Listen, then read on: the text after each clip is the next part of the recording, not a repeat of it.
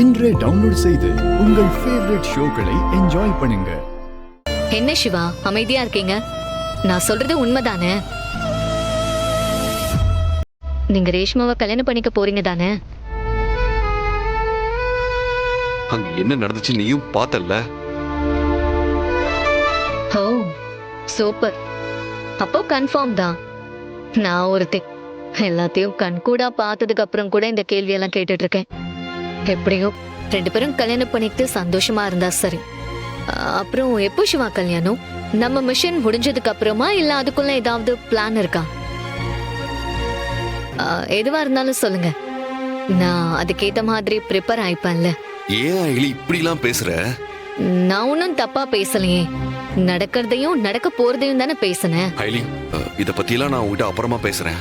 அது வரைக்கும் இப்படிலாம் பேசாத ப்ளீஸ். அத நீங்க சொல்லக்கூடாது சிவா. நீங்க மட்டும் என்ன கேட்டா டிசிஷன் எடுத்தீங்க, நீங்க எதுக்கு என்ன கேட்கணும்? அகிலி ப்ளீஸ். இல்ல சிவா, நான் எல்லாத்தையும் தெரிஞ்சுக்கணும்ல. எதுவும் தெரியாம லாங் டேர்ம் பிளான் எல்லாம் பண்ணக்கூடாதுல்ல. சத்தியமா நான் ரேஷ்மாவை லவ் பண்ணல. அவ மனசுக்குள்ள அப்படி ஒரு தாட் இருக்குங்கிறதே எனக்கு தெரியாது. பரவாயில்ல விடுங்க சிவா, அதான் முடிஞ்சிருச்சுல்ல. கண்ணு முன்னாடி பார்த்தாச்சு, இனியும் எதுக்கு நீங்க எக்ஸ்பிளைன் பண்ணிட்டு இருக்கீங்க? சரி, நான் ரேஷ்மாவை கல்யாணம் பண்ணிக்கிட்டாலும் பண்ணலனாலும் உனக்கு என்ன பிரச்சனை?